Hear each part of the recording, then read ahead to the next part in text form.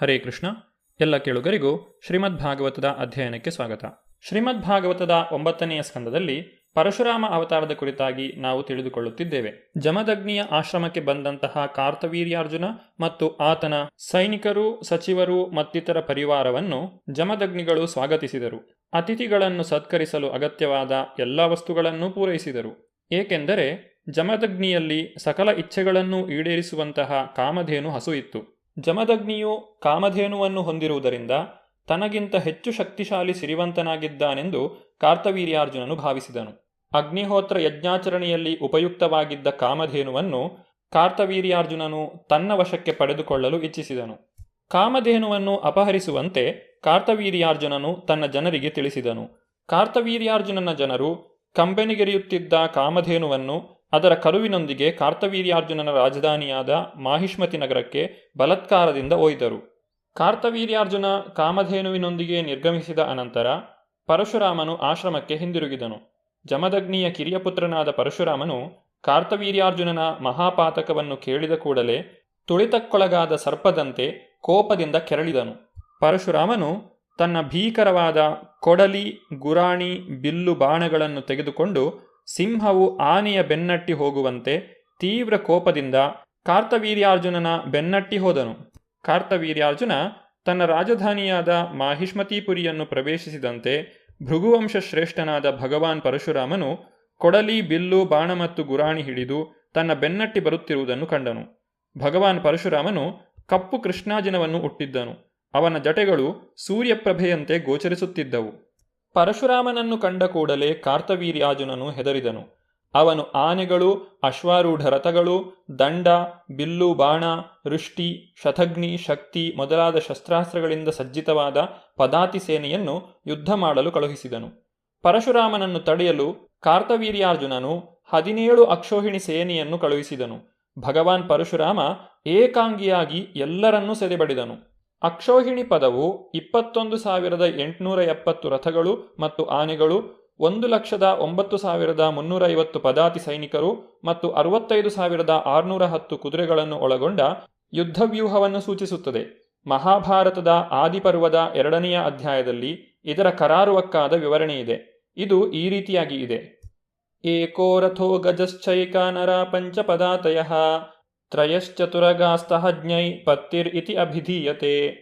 ಪತ್ತಿಂ ತು ತ್ರಿಗುಣಾಂ ಏತಾಂ ವಿದು ಸೇನಾಮುಖಂ ಬುಧಾ ತ್ರೀಣಿ ಸೇನಾಮುಖಾನಿ ಏಕೋ ಗುಲ್ಮ ಇತಿ ಅಭಿಧೀಯತೆ.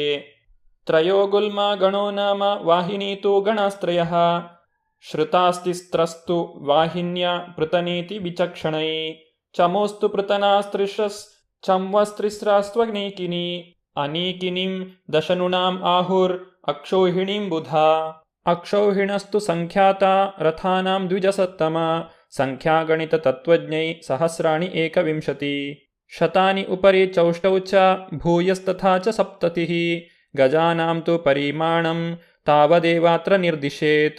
ಜ್ಞೇಯಂ ಶತಸಹಸ್ರಂ ತು ಸಹಸ್ರಾಣಿ ತಥಾ ನವ ನರಾಣಂ ಅಧಿ 50 ಚಥಾನಿ ತ್ರೀಣಿ ಚಾನಘ. 65 ಸಹಸ್ರಾಣಿ ತಥಾಶ್ವಾನಂ ಶತಾನಿ ಚ ದಶೋತ್ತರಾಣಿ ಷಟ್ಚಾಹುರ್ ಯಥಾವದ್ ಅಭಿಸಂಖ್ಯಯ. ಏತಾಂ ಅಕ್ಷೋಹಿಣೀಂ ಪ್ರಾಹು ಸಂಖ್ಯಾತತ್ವವಿದೋ ಜನ.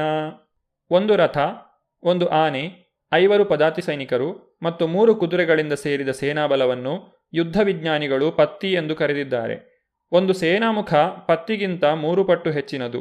3 ಸೇನಾಮುಖಗಳು ಸೇರಿದರೆ 1 ಗುಲ್ಮ ಆಗುವುದು. 3 ಗುಲ್ಮಗಳನ್ನು 1 ಗಣ ಎಂದು ಕರೆಯಲಾಗುತ್ತದೆ. 3 ಗಣಗಳು ಸೇರಿದರೆ 1 ವಾಹಿನಿಯಾಗುತ್ತದೆ. 3 ವಾಹಿನಿಗಳನ್ನು ವಿದ್ವಾಂಸರು 1 ಪೃತನ ಎಂದು ಕರೆದಿದ್ದಾರೆ. 3 ಪೃತನಗಳು 1 ಚಮುವಿಗೆ ಸಮ. 3 ಚಮುಗಳು 1 ಅನೀಕಿನಿಗೆ ಸಮ. ವಿದ್ವಾಂಸರು 10 ಅನೀಕಿಗಳನ್ನು 1 ಅಕ್ಷೌಹಿಣಿ ಎಂದು ಕರೆದಿದ್ದಾರೆ. 1 ಅಕ್ಷೌಹಿಣಿಯಲ್ಲಿ 21,870 ರಥಗಳಿರುತ್ತವೆ ಎಂದು ಲೆಕ್ಕ ಮಾಡಲಾಗಿದೆ. ಹೇ ದ್ವಿಜಶ್ರೇಷ್ಠನೇ, ಅಷ್ಟೇ ಸಂಖ್ಯೆಯಲ್ಲಿ ಆನೆಗಳೂ ಇರುತ್ತವೆ. ಪದಾತಿ ಸೈನಿಕರ ಸಂಖ್ಯೆ 1,09,350 ಮತ್ತು ಕುದುರೆಗಳ ಸಂಖ್ಯೆ 65,610. ಇದಿಷ್ಟನ್ನು ಅಕ್ಷೌಹಿಣಿ ಎಂದು ಕರೆಯಲಾಗಿದೆ. ಶತ್ರುಗಳ ಸೈನ್ಯಬಲ ಸಂಹಾರದಲ್ಲಿ ತಜ್ಞನಾದ ಭಗವಾನ್ ಪರಶುರಾಮನು ಮನೋವೇಗದಲ್ಲಿ ಹಾಗೂ ವಾಯುವೇಗದಲ್ಲಿ ತನ್ನ ಕೊಡಲಿಯಿಂದ ಶತ್ರುಗಳನ್ನು ತುಂಡರಿಸಿದನು. ಅವನು ಹೋದಲ್ಲೆಲ್ಲ ಶತ್ರುಗಳು ಅವರ ಕೈ, ಕಾಲು, ತೋಳು, ಬಾಹುಗಳು ಕತ್ತರಿಸಲ್ಪಟ್ಟು ನೆಲಕಚ್ಚಿದರು. ಅವರ ರಥಗಳ ಸಾರಥಿಗಳು ಹತರಾದರು. ರಥಗಳನ್ನು ಎಳೆಯುತ್ತಿದ್ದ ಆನೆಗಳು ಕುದುರೆಗಳು ಸಾವನ್ನಪ್ಪಿದವು. ಪರಶುರಾಮನು ತನ್ನ ಕೊಡಲಿ ಮತ್ತು ಬಾಣ ಪ್ರಯೋಗ ಮಾಡಿ ಕಾರ್ತವೀರ್ಯಾರ್ಜುನನ ಸಹೋದರರ ಗುರಾಣಿ, ಧ್ವಜ, ಬಿಲ್ಲು ಹಾಗೂ ಅವರ ದೇಹಗಳನ್ನು ತುಂಡು ತುಂಡು ಮಾಡಿದನು. ಅವರೆಲ್ಲ ನೆಲಕ್ಕೆ ಬಿದ್ದು ಭೂಮಿಯನ್ನು ತಮ್ಮ ರಕ್ತದಿಂದ ತೋಯಿಸಿದರು. ಅಪಜಯವನ್ನು ಕಂಡು ಕೆರಳಿದ ಕಾರ್ತವೀರ್ಯಾರ್ಜುನನು ಯುದ್ಧರಂಗಕ್ಕೆ ನುಗ್ಗಿ ಬಂದನು. ಸಹಸ್ರಬಾಹುವಾದ ಕಾರ್ತವೀರ್ಯಾರ್ಜುನನು ಪರಶುರಾಮನನ್ನು ಕೊಲ್ಲಲು ಏಕಕಾಲದಲ್ಲಿ 500 ಬಿಲ್ಲುಗಳಲ್ಲಿ ಬಾಣಗಳನ್ನು ಹೂಡಿದನು. ಆದರೆ ಸಮರಾಗ್ರಣಿಯಾದ ಪರಶುರಾಮನು ಒಂದೇ ಬಿಲ್ಲಿನಲ್ಲಿ ಸಾಕಷ್ಟು ಬಾಣಗಳನ್ನು ಹೂಡಿ ಕಾರ್ತವೀರ್ಯಾರ್ಜುನನ ಕೈಗಳಲ್ಲಿದ್ದ ಬಿಲ್ಲು ಬಾಣಗಳನ್ನೆಲ್ಲ ತುಂಡು ತುಂಡು ಮಾಡಿದನು. ತನ್ನ ಬಾಣಗಳೆಲ್ಲ ತುಂಡು ತುಂಡಾದಾಗ ಕಾರ್ತವೀರ್ಯಾರ್ಜುನನು ಅನೇಕ ಗಿಡ, ಮರ, ಬೆಟ್ಟಗಳನ್ನು ಬುಡಮೇಲು ಮಾಡಿ ಪರಶುರಾಮನನ್ನು ಹತ್ಯೆಗೈಯಲು ಮತ್ತೆ ಅವನತ್ತ ಜೋರಾಗಿ ನುಗ್ಗಿದನು. ಆದರೆ ಪರಶುರಾಮನು ಬಲು ಪರಾಕ್ರಮದಿಂದ ತನ್ನ ಕೊಡಲಿಯನ್ನು ಪ್ರಯೋಗಿಸಿ ಸರ್ಪದ ಹೆಡೆಯನ್ನು ಕೊಚ್ಚುವಂತೆ ಕಾರ್ತವೀರ್ಯಾರ್ಜುನನ ಬಾಹುಗಳನ್ನು ಕೊಚ್ಚಿ ಹಾಕಿದನು. ಅನಂತರ ಪರಶುರಾಮನು ಆ ವೇಳೆಗಾಗಲೇ ತೋಳುಗಳು ಕತ್ತರಿಸಲ್ಪಟ್ಟಿದ್ದ ಕಾರ್ತವೀರ್ಯಾರ್ಜುನನ ತಲೆಯನ್ನು, ಪರ್ವತದ ಶೃಂಗವನ್ನು ಕತ್ತರಿಸುವ ರೀತಿಯಲ್ಲಿ ಕತ್ತರಿಸಿ ಹಾಕಿದನು. ತನ್ನ ತಂದೆಯ ಹತ್ಯೆಯಾಗುತ್ತಿರುವುದನ್ನು ಕಂಡ ಕಾರ್ತವೀರ್ಯಾರ್ಜುನನ 10,000 ಪುತ್ರರು ಭಯದಿಂದ ದಿಕ್ಕಾಪಾಲಾಗಿ ಓಡಿಹೋದರು. ಶತ್ರುವಧೆ ಮಾಡಿದ ಪರಶುರಾಮನು ಕಾಮಧೇನುವನ್ನು ಬಂಧನದಿಂದ ಮುಕ್ತಗೊಳಿಸಿದನು. ಬಂಧನದಲ್ಲಿ ತೀವ್ರ ಯಾತನೆಯನ್ನು ಅನುಭವಿಸಿದ್ದ ಕಾಮಧೇನುವನ್ನು ಅದರ ಕರುವಿನ ಜೊತೆಗೆ ತನ್ನ ಮನೆಗೆ ಕರೆತಂದನು. ಮನೆಯಲ್ಲಿ ಕಾಮಧೇನುವನ್ನು ತಂದೆ ಜಮದಗ್ನಿಯವರ ವಶಕ್ಕೆ ಕೊಟ್ಟನು. ಪರಶುರಾಮನು ತಂದೆ ಮತ್ತು ಸಹೋದರರ ಎದುರು ತನ್ನ ಯುದ್ಧ ಸಾಹಸಗಳನ್ನು ವಿವರಿಸಿದನು. ಮಗನ ಸಾಹಸ ಕಾರ್ಯಗಳನ್ನು ಕೇಳಿದ ನಂತರ ಜಮದಗ್ನಿಯು ತನ್ನ ಪುತ್ರನನ್ನು ಉದ್ದೇಶಿಸಿ ಈ ರೀತಿಯಾಗಿ ನುಡಿದನು. ಹೇ ಮಹಾವೀರನಾದ ನನ್ನ ಪ್ರಿಯ ಪುತ್ರ ಪರಶುರಾಮನೇ, ನೀನು ಅನಗತ್ಯವಾಗಿ ಎಲ್ಲ ದೇವತೆಗಳ ಮೂರ್ತಿ ಸ್ವರೂಪದಂತಿದ್ದ ದೊರೆಯನ್ನು ಸಂಹಾರ ಮಾಡಿದ್ದೀಯೆ. ಹೀಗೆ ನೀನು ಪಾಪ ಮಾಡಿರುವೆ. ನನ್ನ ಪ್ರಿಯ ಪುತ್ರನೇ, ನಾವೆಲ್ಲ ಬ್ರಾಹ್ಮಣರು. ನಮ್ಮಲ್ಲಿನ ಕ್ಷಮಾಗುಣದಿಂದಾಗಿ ಸಾಮಾನ್ಯ ಜನರ ದೃಷ್ಟಿಯಲ್ಲಿ ಪೂಜನೀಯರಾಗಿದ್ದೇವೆ. ಈ ಗುಣದಿಂದಾಗಿಯೇ ಬ್ರಹ್ಮಾಂಡದ ಪರಮಗುರುವಾದ ಬ್ರಹ್ಮನು ತನ್ನ ಸ್ಥಾನವನ್ನು ಸಾಧಿಸಿದನು. ಸೂರ್ಯನಂತೆ ಪ್ರಕಾಶಮಾನವಾದ ಕ್ಷಮಾಗುಣವನ್ನು ಬೆಳೆಸಿಕೊಳ್ಳುವುದು ಬ್ರಾಹ್ಮಣನ ಕರ್ತವ್ಯ. ದೇವೋತ್ತಮ ಪರಮಪುರುಷನಾದ ಹರಿಯು ಕ್ಷಮಾಗುಣಶೀಲದಿಂದ ಸಂತುಷ್ಟನಾಗುವನು. ವಿಭಿನ್ನ ವ್ಯಕ್ತಿಗಳು ತಮ್ಮ ವಿಭಿನ್ನ ಗುಣಗಳಿಂದ ಶೋಭಿಸುತ್ತಾರೆ. ಕೋಗಿಲೆಯು ಕಪ್ಪಾದರೂ ತನ್ನ ಸುಮಧುರ ಕಂಠದಿಂದಾಗಿ ಸುಂದರವಾಗಿದೆ ಎಂದು ಚಾಣಕ್ಯ ಪಂಡಿತನು ಹೇಳುತ್ತಾನೆ. ಅಂತೆಯೇ ಒಬ್ಬ ಕುರೂಪಿಯು ಜ್ಞಾನ ಸಂಪಾದಿಸಿ ವಿದ್ವಾಂಸನಾದಾಗ ಸುಂದರ ಎನಿಸಿಕೊಳ್ಳುತ್ತಾನೆ. ಇದೇ ರೀತಿ ಬ್ರಾಹ್ಮಣರು, ಕ್ಷತ್ರಿಯರು, ವೈಶ್ಯರು ಹಾಗೂ ಶೂದ್ರರು ತಮ್ಮ ಗುಣಶೀಲಗಳಿಂದ ಸುಂದರರೆನಿಸಿಕೊಳ್ಳುತ್ತಾರೆ. ಕ್ಷಮಿಸುವಾಗ ಬ್ರಾಹ್ಮಣರು ಸುಂದರರೆನಿಸಿಕೊಳ್ಳುತ್ತಾರೆ. ವೀರ ಕಾರ್ಯವನ್ನು ಎಸಗಿದಾಗ ಮತ್ತು ಯುದ್ಧದಿಂದ ಪಲಾಯನ ಮಾಡದೇ ಇದ್ದಾಗ ಕ್ಷತ್ರಿಯರು ಸುಂದರ ಪುರುಷರೆನಿಸಿಕೊಳ್ಳುತ್ತಾರೆ. ವೈಶ್ಯರು ಸಾಂಸ್ಕೃತಿಕ ಚಟುವಟಿಕೆಗಳನ್ನು ಹೆಚ್ಚಿಸಿದಾಗ ಹಾಗೂ ಗೋರಕ್ಷಣೆ ಮಾಡಿದಾಗ ಸುಂದರರೆನಿಸಿಕೊಳ್ಳುತ್ತಾರೆ. ಶೂದ್ರರು ಕರ್ತವ್ಯ ನಿರ್ವಹಣೆಯಲ್ಲಿ ತಮ್ಮ ಸ್ವಾಮಿಗೆ ವಿಧೇಯರಾಗಿದ್ದಾಗ ಸುಂದರರೆನಿಸಿಕೊಳ್ಳುತ್ತಾರೆ.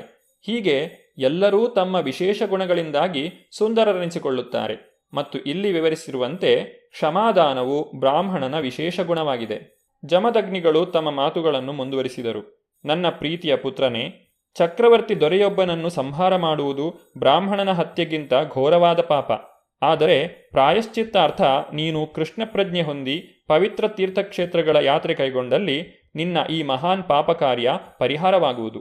ದೇವೋತ್ತಮ ಪರಮಪುರುಷನಿಗೆ ಸಂಪೂರ್ಣವಾಗಿ ಶರಣಾಗತರಾದವರು ಸಕಲ ಪಾಪಗಳಿಂದ ಮುಕ್ತಿಯನ್ನು ಪಡೆಯುತ್ತಾರೆ. ಅಹಂ ತ್ವಾಂ ಸರ್ವಪಾಪೇಭ್ಯೋ ಮೋಕ್ಷಯಿಷ್ಯಾಮಿ. ಶ್ರೀಕೃಷ್ಣನಿಗೆ ಸಂಪೂರ್ಣವಾಗಿ ಶರಣಾಗತನಾದ ದಿನದಿಂದ ಅಥವಾ ಆ ಕ್ಷಣದಿಂದ ಅತ್ಯಂತ ಪಾಪಿಷ್ಠನಾದವನು ಮುಕ್ತಿಯನ್ನು ಹೊಂದುತ್ತಾನೆ. ಆದರೂ ಒಂದು ನಿದರ್ಶನವಾಗಿ ಎಂಬಂತೆ ಜಮದಗ್ನಿಯು ಪರಶುರಾಮನಿಗೆ ಪವಿತ್ರ ಕ್ಷೇತ್ರಗಳಲ್ಲಿ ತೀರ್ಥಯಾತ್ರೆಯ ಸಲಹೆ ಮಾಡಿದನು. ಏಕೆಂದರೆ ಹುಲುಮಾನವನು ತಕ್ಷಣ ದೇವೋತ್ತಮ ಪರಮಪುರುಷನಿಗೆ ಶರಣಾಗಲಾರ.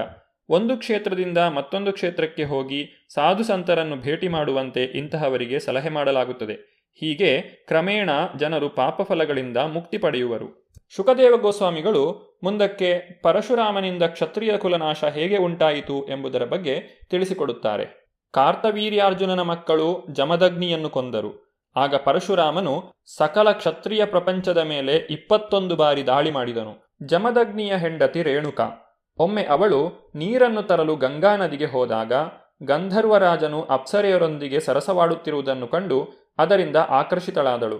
ಅವಳ ಈ ಕಾರ್ಯಕ್ಕಾಗಿ ಆಕೆಯ ಗಂಡನಾದಂತಹ ಜಮದಗ್ನಿಯು ಅವಳನ್ನು ದಂಡಿಸಿದನು. ಪರಶುರಾಮನು ತನ್ನ ತಾಯಿಯನ್ನು, ಸೋದರರನ್ನು ಕೊಂದನು.